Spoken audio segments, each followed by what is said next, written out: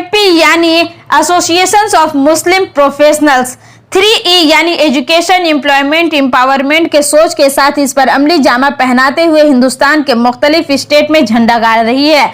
इस सिलसिले में एएमपी के प्रेसिडेंट आमिर इदरीसी ने एसटी न्यूज से बात करते हुए कहा कि इस एसोसिएशन का एक ही मकसद है, देश का यूथ जनरेशन खा वह कोई भी मजहब से ताल्लुक रखता हो अपने अंदर खुद एतमादी के साथ तालीम की रोशनी से फैज़याब होकर बेहतर रोजगार करे और दूसरे को भी अपने साथ जोड़कर देश से बेरोजगारी जैसी खतरनाक वबा से बचाएं।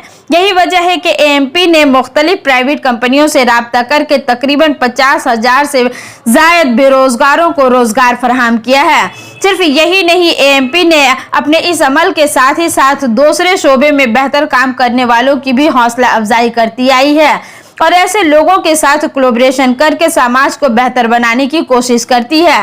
वेस्ट बंगाल उर्दू एकेडमी के मौलाना अबू कलाम आजाद ऑडिटोरियम में एएमपी ने अपना एनुअल अवार्ड प्रोग्राम मुनाकिद किया, जिसमें मुख्तलिफ शोबे के लोगों की हौसला अफजाई करते हुए इन्हें अवार्ड से भी सरफराज किया गया।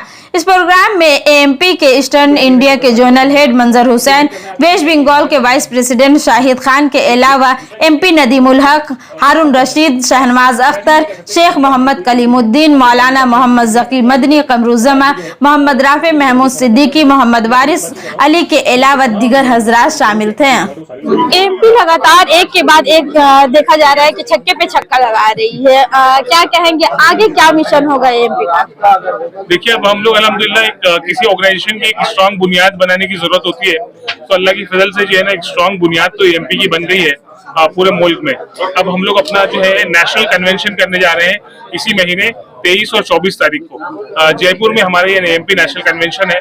जब जब एमपी का नेशनल कन्वेंशन होता है तब तक बहुत सारी नई चीजें तय होती है, आगे का लाए अमल, फ्यूचर प्लान्स, रोड मैप जो है वो फाइनलाइज किया जाता है, पूरी लीडरशिप टीम जमा होती है। तो ये आने वाली जो मीटिंग है उसमें 3-4 नए इनिशिएटिव्स पर हम लोग बात करने वाले हैं। खास तौर पर कोशिश ये होगी कि हर बच्चे तक जो है मदद कैसे पहुंचाई जाए एजुकेशन हासिल करने के लिए, फिर चाहे वो अवेयरनेस और गाइडेंस के सिलसिले में हो या फाइनेंशियल सपोर्ट के सिलसिले में हो, इस पर बातचीत होने वाली है। एजुकेशनल इंस्टीट्यूशंस कैसे एस्टैब्लिश किए जाए, वो एक बड़ा अहम मुद्दा जो है एमपी का होने वाला है। एमपी का अपने एंडोमेंट फंड बनाने की एक तैयारी है, मास इंटर्नशिप प्रोग्राम हम लोग आगे करना चाह रहे हैं। ऐसे कई सारे नए इनिशिएटिव्स हैं जिसमें चर्चा होगी और आने वाले सालों में आप लोग देखेंगे इंशाल्लाह कि उसको एग्जीक्यूट करेंगे। सिर्फ एनजीओज नहीं बल्कि अब जो है एजुकेशन लेवल पे भी आप लोग काम कर रहे हैं, तो अगर जर्नलिज्म पे कोई काम, जर्नलिज्म पे आप लोगों ने जी मुझे जो है बहुत सारे लोगों ने शिकायत की है, स्पेशली आज के दौरान ही 2-3 लोगों ने पिछले लास्ट 2-3 दिन में कहा है कि इस शोबे को भी इंक्लूड किया जाना चाहिए। हम इसको बहुत पॉजिटिवली इंशाल्लाह गौर करेंगे और वो कोशिश करेंगे कि आने वाले अवार्ड्स में जो है वो हमारे जर्नलिस्ट साथियों को भी जो है इसमें शामिल किया जाए। ऐसे भी होते हैं जो फंड लेकर के सिर्फ फूड अगर डिस्ट्रीब्यूट कर रहे हैं तो वो भी फंड कलेक्ट करके, क्या ये सही है? एजुकेशन तो दूर की बात है। ब्लैक शीप्स जो होती है ना, काली भेड़ें, वो तो हर जगह मिलेंगी, हर फील्ड में मिलेंगी, हर शोबे में मिलेंगी, तो उनको भी आइडेंटिफाई करना तो जरूरी है। उससे आप रिश्ता ना रखें, उनको जो है ना मतलब कोशिश करें कि वो लोगों के साथ गलत ना कर पाए। एमपी में देखा जा रहा है मंजर साहब और साहिद साहब जैसे लोग जो है काफी बढ़ चढ़ करके हिस्सा लेते हैं और काफी एक्टिव भी नजर आते हैं आपके इस ये को, तो इन लोगों के साथ आपका कितना सपोर्ट रहेगा? मैं ये समझता हूँ अल्लाह ने जो है ना मुझे इस मामले में दुनिया का सबसे खुशनसीब इंसान बनाया अल्हम्दुलिल्लाह, कि मुझे 1-2 मौलाना लोग हैं तो बोले कि आमिर भाई के पास अफराद की कमी नहीं होती, लोग खुद चल के आ जाते हैं अल्हम्दुलिल्लाह।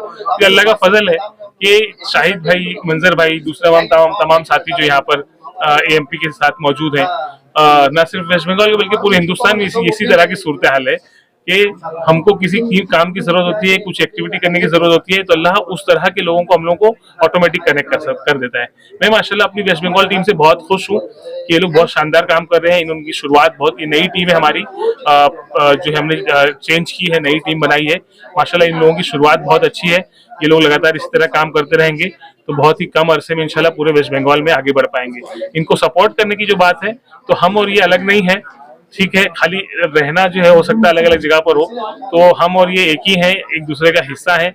जब जैसी जरूरत होगी हम लोग सब साथ ही खड़े हैं अल्हम्दुलिल्लाह। आखिरी सवाल, क्यों आपने कहा कि 200 यूनिट आप लोगों का है लगभग मैक्सिमम, मगर सबसे बेहतर काम कौन करता है, क्या इसका सिलेक्शन आप लोगों ने किया है? हम लोगों के यहाँ एक आपको जान के हैरत होगी कि एमपी जो है ना बहुत कॉर्पोरेट अंदाज में काम करता है माशाल्लाह। अब हर महीने हम लोगों की मंथली रिपोर्ट शेयर होती है, हर महीने जो है ना अचीवर्स इंडिविजुअल अचीवर्स के नाम स्टार ऑफ द मंथ के तौर पर शेयर होता है, चैप्टर्स की रैंकिंग होती है, स्कोरिंग होती है, जितनी एक्टिविटीज दी जाती है ना इंटरनली, वो हम लोग स्कोर कार्ड है, तो साल जब खत्म होता है तो पूरा स्कोर कार्ड सामने आ जाता है।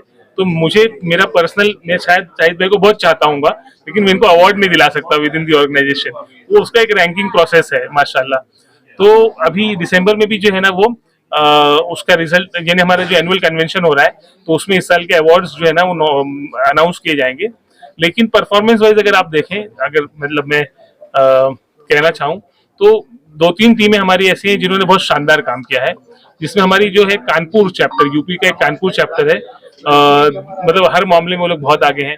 हमारा तमिलनाडु में चेन्नई चैप्टर है, सभी कामों में वो लोग जो है ना माशाल्लाह आगे हैं। गुजरात टीम ने बहुत अच्छा जबरदस्त परफॉर्मेंस दिया है। खुद हमारी राजस्थान की टीम जो है ना वो लगातार बहुत अच्छा काम करती है। मतलब मैं किसी का नाम लूं ना लूं मिस होगा वो, तो ये सारी जगह बहुत अच्छा काम हो रहा है। मगर जो 2 पूछा आपने, मैंने 2 का आंसर दिया आपको। देखिए, ये तो हम लोगों की शुरुआत है। अभी कलकत्ता का नया टीम, मैं अभी चार्ज में आया हूँ मोस्ट प्रोबेबली मिड सितंबर में, तो अभी सितंबर से ये आपका दिसंबर शुरू हो रहा है। 2-2.5 महीने के वक्फे में हम लोगों ने जो होप बन पाया नए टीम को ऑर्गेनाइज करके, और जो जैसे जैसे लोग जुड़ते जा रहे वैसे वैसे काम बढ़ता जा रहा है। हमारे तकरीबन 25 से 27 वर्टिकल्स हैं जो काम के हैं, जिसपे हम काम कर सकते हैं।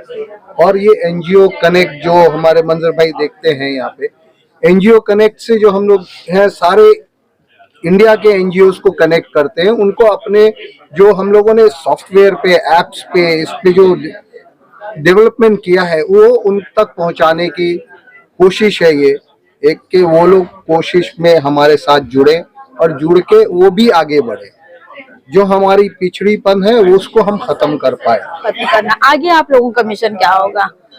देखिए, हम लोगों का जो 15 साल पहले हम लोग कुछ लोग मिलके जुड़े थे अमित भाई के घर पे, मैं भी वहां पे था, through social media platform call Orkut, अब वो नहीं है, हम जुड़े थे। हमारा जो मकसद है, I can say in 3 words, triple E, education, employment, empowerment.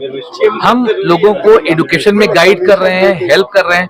ऐसा कि अभी हमारा 25 नवंबर को एग्जाम हुआ, उसमें हम लोग 500 बच्चे जो टॉप करेंगे उनको हम लोग नेट, जीई, आईटी का पूरा कोचिंग पूरा अल्हम्दुलिल्लाह फ्री कराएंगे ऑल ओवर इंडिया में। तो इस तरह से हम उनको एडुकेशन में गाइड कर रहे हैं। उसके बाद एम्प्लॉयमेंट में गाइड करते हैं, हम उनको ट्रेनिंग देते हैं, कैसे उनको इंटरव्यू देना है, क्या करना है, नहीं करना है, वो ट्रेनिंग देते हैं। उसके बाद हम उनको जॉब फेयर, जॉब ड्राइव के जरिए उनको हम जॉब लगवाते हैं। अल्हम्दुलिल्लाह आज के जमाने में हमारे पास 50,000 से ज्यादा बच्चों को हमारे थ्रू जॉब लगा है। और सिर्फ हम मैक्सिमम प्राइवेट से कोलैबोरेट करते हैं, और यहाँ तक के जैसे गवर्नमेंट ऑर्गेनाइजेशन है, फॉर एग्जांपल हमें बंगाल में WBM DFC, उसके साथ मिलकर हम यहाँ जॉब फेयर कर रहे हैं पिछले 4-5 सालों से, और वो सिर्फ हमसे ही करवाते हैं। इसके अलावा जो उनके स्कॉलरशिप के प्रोग्राम है वो हम भी यहाँ पे भरवाते हैं बच्चों को। मतलब हम चाहते हैं चाहे वो प्राइवेट हो या गवर्नमेंट के हो, जो इस ट्रिपल ई के मुद्दे पे काम कर रहे हैं, हम उनके साथ मिलके काम कर रहे हैं। चाहे वो कश्मीर हो या कन्याकुमारी, गुजरात हो या असम, हम वहां जाए काम कर रहे हैं अल्हम्दुलिल्लाह। तो ये हमारा मकसद है। हम चाहते हैं, अगर हम कहते हैं कि हमें देश से प्यार है, मुल्क से बहुत प्यार है, तो जबानी प्यार नहीं होनी चाहिए, जमीन पे हम क्या काम कर रहे हैं। और ये सबके लिए, सिर्फ हमारे लिए, आपके लिए नहीं है, हर सबके लिए जिम्मेदारी है कि उसको सुने, इसको समझे और अपने कंट्रीब्यूशन को करें। हर कोई सारा काम नहीं कर सकता, लेकिन जो जितना कंट्रीब्यूट कर सकता है प्लीज सामने आए और मिलके करें। देश आगे बढ़ेगा जब आप आगे बढ़ोगे, आप तभी आगे बढ़ोगे जब मिलके काम करेंगे। मैंने पहले भी कहा, हमेशा कहता हूं कि हम 5 उंगली की तरह हैं। इस तरह से इंडिविजुअल उंगलियों, फिंगर्स की वैल्यू नहीं है, तोड़ सकता है कोई भी, लेकिन अगर इकट्ठे हो जाए तो हम ताकत बन सकते हैं, हम देश की ताकत बनेंगे। ये हमारा मेन मुद्दा है। क्या सिर्फ एजुकेशन के जरिए ही खवातीन के अनएम्प्लॉयमेंट को खत्म किया जा सकता है, या फिर दूसरा कोई रिसोर्सेज भी तैयार किया जा सकता है? जी हाँ, इसके लिए एम्प्लॉयमेंट में जो है, चाहे वो खवातीन हो या मर्द हज़रात हो, बच्चे हो, उसमें हम लोगों ने स्पेशली हमारे इंडिया ज़कात फोरम में वुमेन एम्प्लॉयमेंट का भी एक रखा है सेक्शन, जहाँ पे हम उनको, बहुत सारी बच्चियां हैं, लड़कियां हैं, औरतें हैं, बहुत पढ़ी लिखी नहीं है, नॉट इवन क्लास 10 पास, अब उनको कहीं नौकरी मिलना बड़ा मुश्किल हो जाएगा। तो हम उनके लिए फंड रेज करते हैं क्राउड फंडिंग प्लेटफॉर्म इंडिया ज़कात के जरिए से, और वहां से उनको पैसे लेकर के वहां पे अपना कुछ ना कुछ काम करती है। एक छोटा एग्जाम्पल दे सकता हूँ मैं आपको, यही बंगाल में, शहर कलकत्ता से ही, वो उनकी वालिद है, माँ बाप है, बहुत गरीब है, बेचारे बूढ़े थे, एक बच्चा था, हस्बैंड इज नॉट देयर, तो वो कहाँ जाती, He was not very educated. हमने उनको कलेक्शन करके दिया। आज वो अपने उन पैसों से उन्होंने घर से राशन का दुकान शाम किया, राशन ग्रोसरी शॉप घर से किया। आज उन्होंने किराए पे दुकान लिया है, वहां से करती है अल्हम्दुलिल्लाह। उन्होंने मुझे फोन करके कहा, मंजर भाई अल्हम्दुलिल्लाह मैं डिपेंडेंट नहीं हूँ। कल तक वो लड़की जो क्लास 8 पास थी, आज वो इंडिपेंडेंट है अल्हम्दुलिल्लाह। तो इस तरह से भी हम सिर्फ MA, PhD और MBA को ही जॉब नहीं देंगे, ये भी तो हमारे मुआशरे का एक हिस्सा है, एक बहुत इंपॉर्टेंट हिस्सा है। अनफॉर्चुनेटली बहुत सारे ग्रुप से इनको छोड़ देते हैं, वो सिर्फ क्रीम लेयर को देखते हैं। हम चाहते हैं गरीब से गरीब तबका, उसको भी हम टच करें। इनफैक्ट हमारा भी रमजान में ज़कात कलेक्शन हुआ अल्हम्दुलिल्लाह, मोर देन 1 करोड़। हमने क्या किया, उसे कपड़े या पैसे बांटने के नहीं काम किया, हमने किया जो ऑर्फेन्स हैं, यतीम बच्चे स्कूल में पढ़ रहे हैं या मदरसा में पढ़ रहे हैं, यतीम बच्चे हैं या गरीब घर के बच्चे हैं जो स्कूल लेवल में हैं, उनके पास कोई स्कॉलरशिप नहीं होता। हाँ, हायर लेवल का स्कॉलरशिप होता है पर स्कूल लेवल में बहुत कम होता है, लिटरली नथिंग। हमने उनको दिया कि उनको वेरीफाई करके उनको दिया। अल्हम्दुलिल्लाह ऐसे बच्चे हैं जो यतीम हैं, गरीब हैं, वो इनके स्कूल के पूरे 6 महीना, किसी का 4 महीना, किसी का पूरा साल का फीस बाकी है। कुछ बच्चे ऐसे थे जो बंगाल से ही थे, जिनको स्कूल में अलाउ नहीं था, जिनको फीस पेमेंट नहीं किया था, जिसकी वजह से आज उनका अल्हम्दुलिल्लाह फीस देके वो काम हुआ है। तो ये हमारा पूरा प्रोसेस है फ्रॉम द बेस लेवल। आज के दिन में एजुकेशन का बहुत ज़्यादा इम्पोर्टेंस है और स्पेसिफिकली सिविल सर्विसेज एक ऐसा फील्ड है जहाँ पे हम लोगों का, मुस्लिम कौम के बच्चे का होना ज़्यादा ज़रूरी है। हमारा, जैसे कि आप जानते हैं, हमारा जो डेटा है 13% 14% मुस्लिम पॉपुलेशन में से 1% सिविल सर्विसेज में आते हैं। तो ये एक बहुत बड़ा डिसमल डेटा है। एनीवेज, तो generally Muslim are from the socially backward areas, तो उन लोगों में अवेयरनेस नहीं है। तो ये AMP एज एन ऑर्गेनाइजेशन ये उन गरीब तबकों तक पहुंचता है जहां तक आम लोग जनरली नहीं पहुंच पाते, एंड उन लोग को वहां से through education, through their efforts उन लोगों को उठाने की कोशिश करता है। और ये एक बहुत बड़ा अपने में अचीवमेंट है और इसका रिजल्ट्स दिख रहा है, दिखता ही है। रहे हैं उसको किस तरह से सपोर्ट करेंगे? As far as I know, यहाँ पे मैंने देखा है कि AMP का ये ऑर्गेनाइजेशन जो अभी प्रोग्राम हुआ, they are actually motivating the NGOs, they are motivating the people, they are motivating individuals to work hard for the community, for the betterment and the upliftment of the community overall.